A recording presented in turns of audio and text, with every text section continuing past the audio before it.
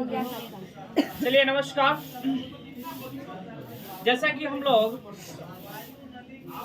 कल 20 के दांत, थोड़ा आप लोग ध्यान दीजिएगा, 20 के दांत कहानी के लेखक नलिन विलोचन शर्मा का लेखक परिचय हम लोगों ने कल प्राप्त किया। और आज अब हम लोग इस कहानी के सारांश को जानेंगे। कोई भी कहानी यदि अगर हम लोग पढ़ रहे हैं तो जरूरी है कि हम उस कहानी के मूल भाव और उद्देश्य को जाने। क्या जरूरी है कि नहीं है? एकदम जरूरी है। और इस हिसाब से आज का हमारा पहला कर्तव्य बन रहा है, अगर हम पढ़ रहे हैं तो हमारा पहला कर्तव्य बन रहा है कि आज हम लोग 20 के दांत कहानी के मूल भाव को समझें कि आखिर नलिन विलोचन शर्मा इस 20 के दांत कहानी के अंतर्गत कौन सी सामाजिक कुरीति को या किस प्रकार के सामाजिक बिगड़े अवधारणा को बताने का प्रयास कर रहे हैं। यह कहानी एक सामाजिक कहानी है। किस प्रकार की कहानी है? यह एक सामाजिक कहानी है और वह समाज के जीवंत रूप को दिखाती है। और ये आजकल के समाज में ऐसी घटनाएं नित्य घटित हो रही है। तो आज जरूरी है कि हम सब उस सामाजिक जो आज के रीत में सबसे ज्यादा व्याप्त है उस चीज को समझने का प्रयास करें। नलिन विलोचन शर्मा 20 के दांत कहानी के माध्यम से एक मध्य वर्ग जिसकी दो श्रेणी है, एक उच्च और एक निम्न, जहां उच्च वर्ग का प्रतिनिधित्व सेन साहब कर रहे हैं। कौन साहब? सेन साहब। क्योंकि सेन साहब अमीर व्यक्ति हैं, उनके पास अपनी फैक्ट्री है। अब वो फैक्ट्री कथी का जानते हैं ना? फर्नीचर की फैक्ट्री है। और बहुत सारे वर्कर जो है अपना काम करते हैं। और उन्हीं के फैक्ट्री में एक किरानी है जिसका नाम गिरधर लाल। क्या है? गिरधर लाल निम्न मध्य वर्ग का है, मतलब गरीब है। उसकी भी झोपड़ी इनके महल के नीचे बसी हुई है, छोटी सी झोपड़ी है। इनका बेटा है और इनकी पत्नी है, मतलब ये लोग साथ रहते हैं और सेन साहब के यहाँ नौकरी करते हैं। सेन साहब की 5 बेटी थी। सेन साहब की कितनी बेटी? 5। आरती, रजनी, आलो, शेफाली, सीमा, 5। ये 5 बेटियां थी। सेन साहब को लेखक इस कहानी में महत्वाकांक्षी सफेद पोशी कहा है। कहानी के पीछे तर्क भी है, क्योंकि सेन साहब जैसा दिखते थे अंदर से वैसा नहीं थे। सेन साहब अंदर से मैंने क्या महत्वाकांक्षी व्यक्ति थे। मैंने उनका अपना उद्देश्य पूरा हो, इसके लिए जो भी हो चलेगा, लेकिन उनका अपना उद्देश्य पूरा होना चाहिए। गिरधर लाल जो निम्न मध्य वर्ग से आता है, उस पर बहुत सारी बंदिशों को थोपी गई है। बंदिश माने बहुत सारे काम थोपे गए, बहुत सारी जिम्मेवारियां थोपी गई है। लेकिन गिरधर लाल उन बंदिशों को निभाने का भरसक प्रयास करता है, खूब मेहनत करता है। सेन साहब, मेम साहब जो सेन साहब की पत्नी थी, और उनकी 5 बेटियां थी।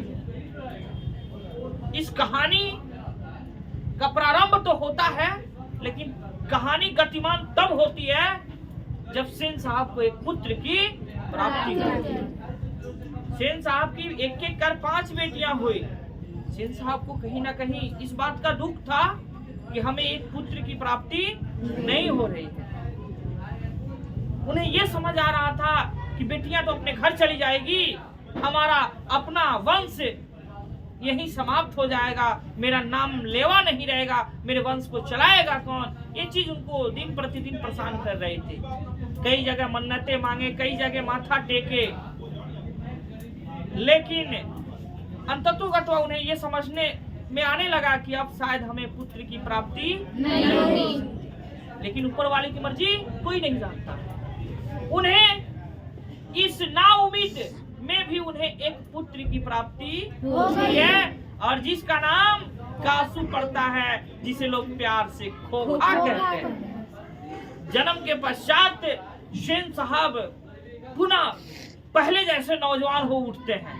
उन्हें अब प्रतीत होता है कि अब जो है, अब हमारा वंश चलाने वाला आ गया।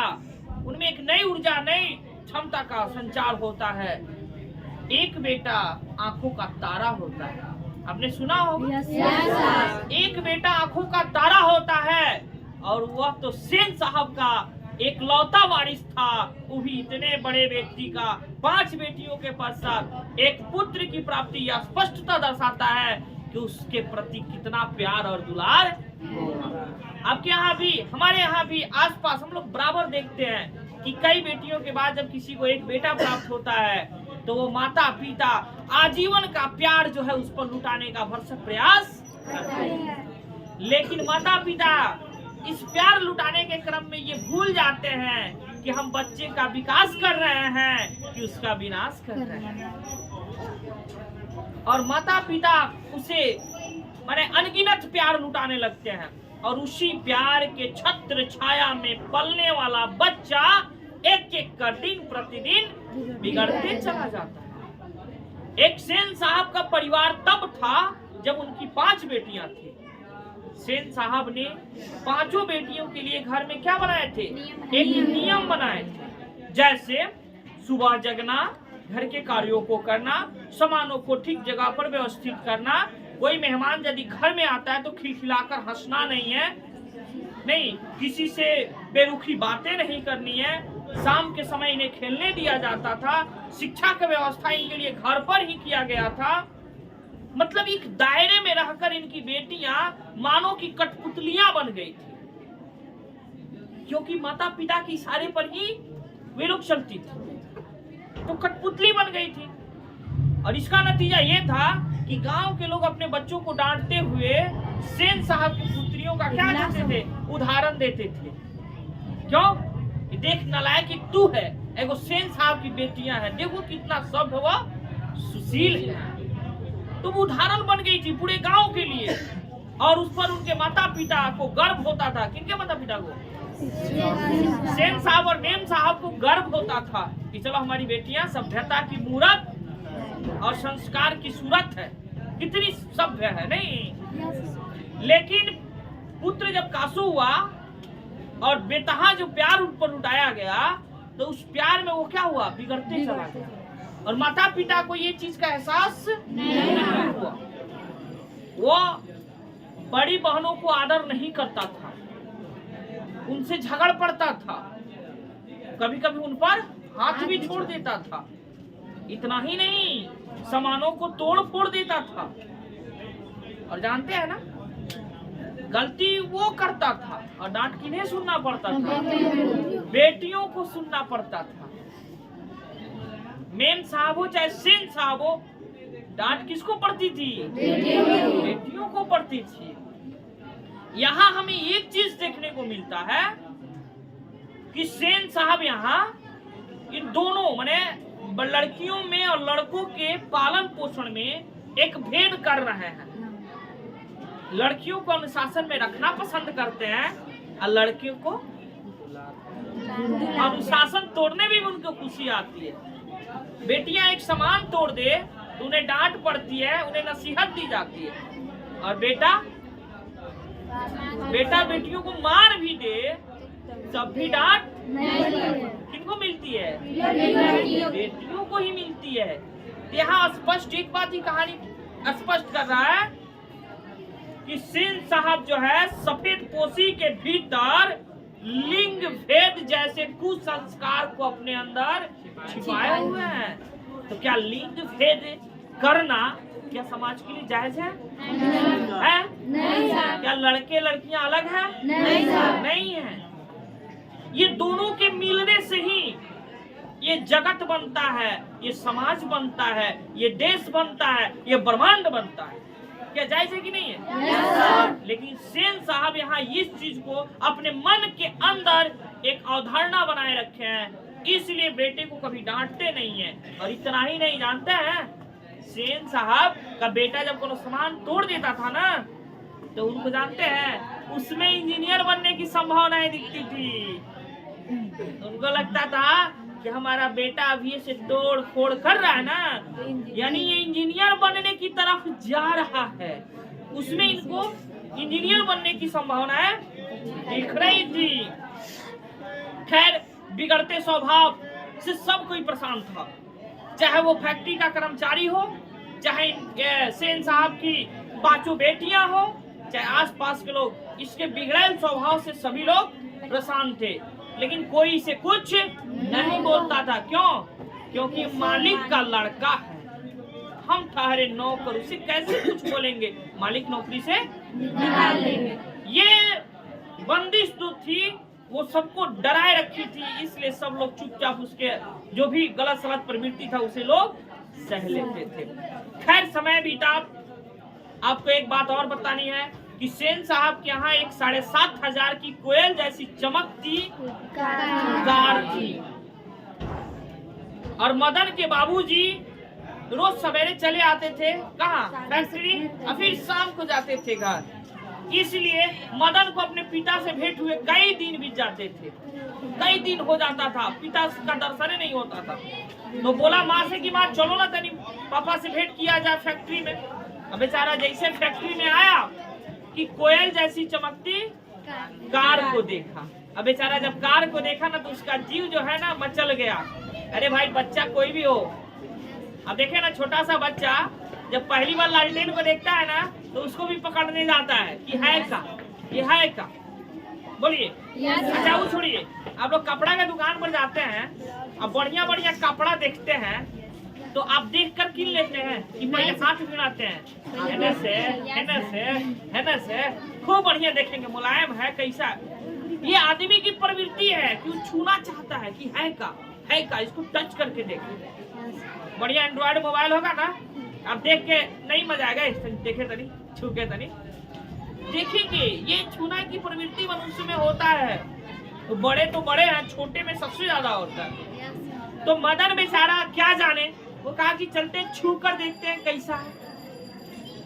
लेकिन वहाँ जो शोफर था, बाप रे बाप, पहले ही से तैयार था कि जैसे छूने के हाथों पकड़ के झिटकार दिया। अरे ये कौन सी बात हुई भाई? मदन को गजब लगा कि कहे हमारा हाथ झिटका रहा है। अब वहाँ शोफर को झिटकार दिया, इसके पीछे भी रीजन है। तो शोफर पर पहले ही से एक बंदिश थी, क्या? कि गाड़ी को बढ़िया से साफ करना, आसपास कोई बच्चा भटकना नहीं चाहिए। अगर एक खरोच आ गया ना, तो तुम्हारा हुलिया जो है ना वो बिगाड़ दिया जाएगा। तो बेचारा वो भी बंदिश में था, इसलिए एक बार झटकार दिया। फिर मदन आया, क्या करने? छूने के लिए, फिर झटकार दिया। अब बेचारा मदन गिर गया, उसकी माँ पकड़ ली। इसी बीच इन लोग की आपस की बकझक की आवाज ड्राइंग रूम में पहुंचती है। कहाँ पहुंचती है? ड्राइंग रूम में। जानते हैं ड्राइंग रूम क्या होता है? जब बैठक्का जिसको कहते हैं, सब लोग बैठता है, तो वहाँ सेन साहब, उनके मित्र लोग, पत्रकार मित्र साहब, सब लोग बैठकर बातें कर रहे थे। जानते हैं कौन सा बात कर रहे थे? कि इसका लड़का क्या बनेगा, यही बात चल रही थी, टॉपिक यही थी। और सब लोग बारी बारी से बता रहे थे। एक मित्र साहब जो थे, वो सबसे लेट जो आए थे, वो एक बच्चा को देखे थे बरामदे में, जो सामानों को बढ़िया से रख रहा था। ये आए तो उनका अभिवादन भी किया, था तो छोटा ही, पर उसका संस्कार उन्हें बहुत भाया। बाद में पता चला कि वो पत्रकार मित्र साहब का लड़का है। तो जब अंदर प्रवेश किए, तो उसने पूछ डाला कि पत्रकार साहब, जरा आप बताइए, आप अपने लड़का को क्या बनाना चाहते हैं? अभी पत्रकार साहब बोलने ही वाले थे, तलेसेन साहब बोल पड़े। देखिए ना भाई, वो तो ठीक है, लेकिन एक चीज समझ जाइए कि मेरा लड़का जो है ना, वो तो क्या कहते हैं, इंजीनियर बनेगा। अगर बाई द वे इंजीनियर नहीं बना तो मेरे तरह बिजनेसमैन जरूर बनेगा। फिर मित्र साहब कहे, अरे ठीक है पत्रकार साहब, जरा आप बताइए ना, आप अपने लड़के को क्या बनाना चाहते हैं? जानते हैं पत्रकार साहब क्या बोले? भाई मैं तो चाहता हूं कि मेरा लड़का जेंटलमैन बने। जेंटलमैन समझते हैं ना, नेक इंसान बने। मैं ये चाहता हूं जरूर, पर जो बने यह उसकी मर्जी है और इसके लिए उसे पूरी आजादी रहेगी। वो डॉक्टर बने, इंजीनियर बने, कलेक्टर बने, चाहे चपरासी बने, चाहे भिखारी बने, जो बने ये उसकी मर्जी है। लेकिन हाँ, जो बनेगा उसके लिए मेरे तरफ से उसे आजादी रहेगी। मतलब पत्रकार साहब व्यंग्यपूर्ण जवाब दिए किनके विरुद्ध? सेन साहब जबरदस्ती बनाना चाहते हैं। ऐसा कुछ है हो? हम चाहे कि बच्चा को हम डॉक्टर बना दें, इसके मन में है कि हम 1 नंबर कुकर बनेंगे। कुकर समझते हैं ना, खाना बनाने। तो बताइए हम इसको डॉक्टर बना पाएंगे? नहीं बना पाएंगे। जौन भी 10-15 लाख लगाएंगे वो बर्बादे होगा। ठीक है कि नहीं है? तो सेन साहब जबरदस्ती ठोप रहे थे पर कौन नहीं, पत्रकार साहब ने उसकी आजादी को छोड़ दिया। तो इन्हीं लोग के बीच जब वो शोरगुल का आवाज आया तो ये लोग सब बाहर निकले। जब बाहर सेन साहब निकले तो देखिए उधर मदन जो है बार बार झपट्टा मार रहा है ड्राइवर से जूझने के लिए। काहे हमको रोका, काहे नहीं छूने दिया, उसका ये कट गया था, खून भी बह रहा था। अब सेन साहब उसकी प्रवृत्ति को देखे ना तो बहुत मैंने गुस्सा हुए और उसकी मम्मी को डांटे, बोले गए ऐसे ही लड़का जो है ना आगे चल के चोर, गुंडे और डाकू बनते हैं, ले जाओ उसको, हटाओ यहाँ से। डांट के बाबू भगा दिया। ठीक है, वो चला गया। इधर है ये लोग अब पुनः लौट रहे थे, तले पीछे से कार के पीछे से ठक ठक ठक की आवाजें सुनाई दी। सब लोग गए, सेन साहब भी गए, क्या बात है भाई, कथी खटखटा रहा? तो जा रहा है तो पीछे की बाइक लाइट अलगे रखा हुआ, पीछे बाइक लाइट होता है देख रहे हैं, वो तोड़ के बाहर निकाला गया। वहाँ कासू था। कौन था? कासू। मतलब खोखा। वहाँ बैठ के वहीं तोड़ के उसको निकाल दिया था। अब पत्रकार है, सभी मित्र लोग अब सोच रहे हैं, वाह वो बच्चा वो लड़कवा जो था कार छूने की इच्छा जाहिर कर रहा था तो सेन साहब उसको डांट के इतना क्रोध से भगा दिए। इनका लड़का तो तोड़ दिया है बैक लाइट, अब इसको तो मारेंगे लग रहा है। मन में सब लोग सोच रहे हैं इसको बहुत डांटेंगे। थोड़ा सा मन इथी किए सेन साहब, कहीं बाद में हंस के कहते देखिए तो आप लोग से बता रहे थे ना कि इंजीनियर बनेगा, बता रहे थे कि नहीं बताइए? अभी से देखिए ये खोल खाल सब कर रहा है, ये इंजीनियर बनेगा। इतना ही नहीं, आप लोगों को मैं एक और बात बता देता हूँ, इंजीनियर बनेगा इसके लिए 2 बढ़ई मिस्त्री का व्यवस्था कर रखा हूँ घर पर, जो आएंगे 1-2 घंटा इसके साथ ठोक पीट करेंगे, इसका हाथ औजार पकड़ने के लिए अब ये सब बैठेगा। वाह रे भाई वाह, सारे लोग दंग रह गए कि दूसरा का बेटा नहीं, अगर कार छूने की इच्छा जाहिर कर रहा है तो चोर, गुंडा, डाकू बनेगा। इनका लड़का बैके लाइट फोड़ दिया, कार को ही तोड़ दिया तो इंजीनियर बनेगा। दोहरी प्रवृत्ति के व्यक्ति सेन साहब, आपको धन्यवाद सेन साहब, वाह ऐसे प्रवृत्ति के व्यक्ति हैं। जरा सोचिए, इतना ही पर समाप्त नहीं हुआ, सारे मित्र लोग घर को लौटे। एक मित्र बाइक से आए थे, बाइक के पास जा रहे थे, बाइक का हवा गायब। तो पता चला कुछ देर पहले यहाँ पर भी कासू आया था, मैंने सेन साहब का लड़का खोखा यहाँ आया था, पता चला उसने हवा भी निकाल दिया। मित्र साहब कहे ठीक है आपका बच्चा जरूर इंजीनियर बनेगा। भाई हम चलते हैं, वो अपना ठेल के ले गए, हम भराए होंगे फिर गए होंगे। सेन साहब इतना ही नहीं रुके, मदन के पिताजी को बुलाते हैं और जानते हैं क्या करते हैं? बुलाने के बाद उन्हें काफी डांट लगाते हैं, कहते हैं तुमसे एक बच्चा नहीं संभल रहा है, अरे तुमसे नहीं संभल रहा है तो मेरे हवाले करना। Spare the rod and spoil the child की नीति अपना। अगर बच्चे को अनुशासन में ले रखोगे तो वो बिगड़ जाएगा, और ऐसे ही बच्चे अगर बिगड़ने लगे तो आगे चल के ये चोर, डाकू और गुंडे बनेंगे। इसलिए अपने बेटे को अनुशासन में रखो, यदि अगर तुमसे नहीं होगा तो मेरे हवाले कर दो, हम उसको व्यवस्था करेंगे। गिरधर लाल नौकर आदमी, मालिक का कहना मजबूरी था मानना, गया घर पर खूब पिटाई कर देता है। मदन रात भर रोता है, बच्चा रोता है ना, बोलता है रोता है, बोलता है रोता है, वैसे बोलता है रोता है, क्या करें? बहुत पिटाया था, बहुत मार खाया था। और मदन के लिए पहली बार नहीं था, मदन कई बार पिटा चुका था अपने पिता से। मदन को कभी प्यार नहीं मिला था अपने पिता से, जब मिलता था तब पिटा। तो खैर उसकी आदत थी, कुछ देर रोया हुआ फिर सो गया। अगले दिन वो गली के नुक्कड़ में जाकर लट्टू खेलने लगा, क्योंकि वो रोज खेलता था, वो रोज खेलता था आवारागर्द बच्चों के साथ लट्टू खेलने लगा। तब तक के कासू की नजर खोखा पर पड़ी।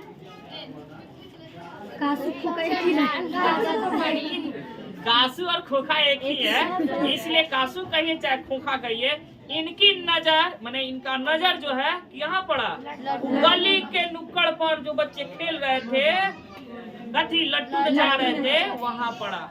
देखिए ईश्वर कितना अच्छा बनाया है। अमीर का बच्चा हो, गरीब का बच्चा हो, भिखारी का बच्चा हो, बिजनेसमैन का लड़का हो, कोई का लड़का हो, भाई उसमें एक ही वो चीज बराबर है, जानते हैं क्या? खेलने की प्रवृत्ति, खेलने की प्रवृत्ति। जब बच्चा खेलने निकल जाता है तो ये नहीं देखता है कि मैं गरीब हूँ कि मैं अमीर हूँ, ये चीज को भूल जाता है। और कासू ने वही किया, इसको भूला, दौड़े दौड़े दौड़े दौड़े कहाँ पहुंचा उनके पास, कहा रोब, जो पहले का आदत जो था रोब से लट्टू दो। तो मदन के साथी जो थे वो लट्टू देने के लिए हाथ आगे बढ़ाए। तो मदन तो कुछ ही दिन पहले अपमानित हुआ था, पिटाई खाया था, उसको तो पता था ना कि कार छूने गया तो चोट लग गया, अब पिताजी आए तो खूब मारे। तो वो कहा खबरदार कोई से लट्टू नहीं देगा, कोई से लट्टू नहीं देगा, जो दे दिया ना।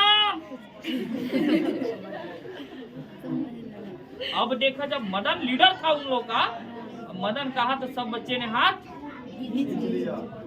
तो कासू ने तो कभी ना नहीं सुना था, सुना था नहीं। नौकर को भी मारता था, तभी नौकर हंसी का बात करता था, तो कभी ना सुना नहीं था। अब बेचारे को गुस्सा आई, न आओ देखा ना ताओ देखा। मदन का है खबरदार रुक, आओ देखा ना ताओ देखा रुक। अरे बड़ा या लट्टू खेलने वाला, जा तेरे बाप के पास मोटर कार है, जा उस पर चढ़ घूम। है तेरे पास लट्टू है? नहीं है ना, जा मोटर कार में घूम, लट्टू नहीं मिलेगी तुम्हें। अब और गुस्सा उसका बढ़ा, बताओ के कहा है, अब सीमा रेखा पार कर जाता है, जाई के मारता है मदन को एक गुस्सा।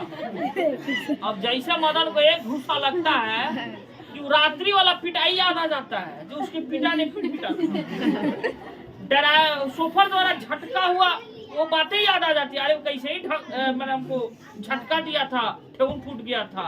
अब वो सारी बातें याद आती है। आसपास तो कोई था नहीं, कासू के नौकर चाहे चमचा तो कोई था नहीं। बेचारा एकदम जोश में आता है, अब पूरा जमा के ऐसे ही मुक्का मारता है मुंह पर। अब लयो ना कासू के दो ही दांत टूट गए, एक ही घुसा में दो ही दांत टूटा।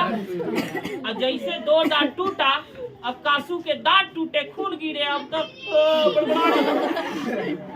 अब बड़बड़ाते दांत लिए भागे भागे जाता है, कहाँ घरे जाता है। उसकी अम्मा देखती, अरे बाप रे बाप, लिखा का मुआ डलल। सेन साहब देखे, सब क्रोध से जल उठे, हुआ क्या? तो हुआ क्या हुआ? घेवड़ा हुआ कुछ नहीं, मिला यही चीज कि मदन जो है गिरधर का लड़का ने जो है इसका दो दांत तोड़ दिया। अब सेन साहब पूरा गुस्सा में हुए और गिरधर को बुलाए, अब डांटते हुए निकाले, भाग, तेरा लड़का गुंडा है, तू उसका बाप है, भाग, तेरा यहाँ कोई जरूरत नहीं है फैक्ट्री सा। लेकिन एक बात, कासू का ही दो दांत टूटते ही कासू का अकल जो है वो ठिकाने पर आ गया, समझ गया कि गलत गलत है। और उतना ही नहीं समझा, उसके माई या बाबू भी समझ गए, अपन लड़का बिगड़ी नू तो हमारा से ना सुधरी, लेकिन दोसर का जरूर सुधारी, वो ना छोड़ी। इनकर गाड़ी हम ये बर्दाश्त कर ले, लेकिन तीसरा इतना बर्दाश्त करी नहीं करेगा। अब इधर मदन तो खैर गिरधर लाल अब नौकरी से निकल गया था, हल्के हल्के पांव से सोचते जा रहा था लड़का ने क्या किया, क्यों किया, ठीक है। इधर मदन बेचारा रात हो शाम हो गया, घर नहीं गया। कहा कि उस दिन तो हमारा तो थोड़े जानता था दांतों में टूट जाएगा। अब सोच रहा कि उस दिन तो कार छूने की इच्छा किया था हमने, इतनी मार पड़ी, आज क्या होगा मेरा, इसलिए बेचारा रात हो जाता है, सारा गांव सो जाता है, तब पिछले दरवाजे से घर में आता है, सीधे रसोई घर में जाता है। माँ को पता चल जाता है कि वो आ गया, माँ खाना दे देती है, चुपचाप खा लेता है। अब माँ कहती है कि चुपके से जाकर सो जा, सो जा। अब बेचारा दबे दबे पांव से जा रहा है, रात्रि दिया भी माँ नहीं जलाई कि जाग जाएंगे, लेकिन उसी रास्ते में लोटा रखा हुआ था, दबे दबे पांव से जा रहा है। चले पैर लोटा में लगा, और लोटा तो जानते ही है बबुआ, यहाँ गिरेगा तो मुँह तक आवाज करेगा, धुलते जाएगा। अभी देखिए धुलने के आवाज में वो जग गए। अब वो जैसे जगे, मदन देखा, अपना पीठ कर दिया। क्यों पीठ किया हो? जानता है कि तो पीठ में करेंगे, क्योंकि हमेशा यही काम करते हैं, कभी प्यार तो किए नहीं थे। पीठ कर दिया कि जितना मन करे उतना मार लीजिए। खैर अब इधर गिरधर लाल इसी सोचने के क्रम में बहुत कुछ सोचा था, और सोचते सोचते एक निष्कर्ष पर पहुंच गया था कि मेरा लड़का जो भी जो किया है वो अच्छा किया है। नौकरी छूट गई। उस समय उसे एहसास हुआ कि नौकरी छूट गई तो क्या, चलो दूसरी नौकरी कर लेंगे। लेकिन सेन साहब जितना ध्यान अपने बच्चे पर देते हैं, हमने कभी नहीं दिया है, इसलिए हमारे बच्चा ने जो किया है अच्छा किया है। और बहुत बुरा भला सुनने को मिलता था, चलो उससे तो हम बचे। इसलिए गिरधर लाल अब पिटाई करने के बजाय अपने बेटे को आगे से घुमाते हैं और पूरा कुआरी में गले में ले लेते हैं और बहुत हंसते हैं, कहते हैं शाबाश मेरा सुपुत्र, तुमने जो किया है बहुत अच्छा काम किया है, खुद तेरा बाप भी नहीं कर सकता था, इसलिए तुमने जो किया है बहुत अच्छा किया है। कासू का दोनों दांत तोड़ डाला है, उसके अंदर से सारे अहंकार क्रोध ईर्ष्या को समाप्त कर दिया है, इसलिए तुमने जो किया है वो अच्छा काम किया है। अरे नौकरी का क्या है, उनके यहाँ नहीं है, हम कहीं और कर लेंगे, लेकिन अब हम समय तुमको भी देंगे। मदन पहली बार पिता को इतना प्यार करते हुए देखकर चौंक गया कि पिताजी क्या हो गया है, इनको कुछ एक्स्ट्रा चढ़ा ओढ़ा तो नहीं लिए हैं, मैंने आश्चर्य हो गया। ठीक है ना, और यहाँ कहानी समाप्त होती है। और ये ललित विलोचन शर्मा जी को यही प्रूव करना था कि एक के लाड़ प्यार के छत्र छाया में अगर कोई भी बच्चा पलेगा फूलेगा तो वह विशैल होगा, वह गलत चीज ही सीखेगा, इसलिए ज्यादा लाड़ प्यार देना अनुचित है। दूसरी बात कि व्यक्ति को दोहरी मानसिकता वाली नहीं होनी चाहिए, व्यक्ति को सबको समान देखना चाहिए। अपना पुत्र जितना हमारे लिए इम्पोर्टेंट है, दूसरा का पुत्र भी उसके लिए उतना ही इम्पोर्टेंट है। इसलिए हम अपने बच्चे में अगर अच्छाई ढूंढ रहे हैं तो दूसरे में भी हमें अच्छाई ढूंढना चाहिए। इस तरह हमें इस कहानी से एक और सीख मिलती है कि जब महल वाले तभी जीतते हैं जब गरीब वाले उनका साथ अपने ही खिलाफ देते हैं। क्योंकि मदन की पिटाई कब हुई, जब गिरधर गरीब नौकर जो था मैंने मदन के पिता, वो किसका साथ दिया, सेन साहब का बात माने दिए, तभी ना मदन की पिटाई हुई। लेकिन लट्टू खेलने में जब मदन के साथी ने मदन का साथ दिया, लट्टू नहीं दिया खेलने के लिए, तो वहां मदन की क्या होती है, जीत होती है। इसलिए महल और झोपड़ी वाले की लड़ाई में अक्सर महल वाले ही जीतते हैं, पर उसी हालत में जब एक झोपड़ी वाला उनका मदद अपने खिलाफ करता है। इसलिए हमें अपनी संगठन और अपने बराबरी वालों का हमेशा साथ देना चाहिए। हमें पैसों की लालच में अदरवाइज दूसरे की मदद नहीं करनी चाहिए। तो चलिए अब हम लोग अगले क्लास में जो है पुनः हम अगले पाठ के साथ उपस्थित होंगे। जय हिंद।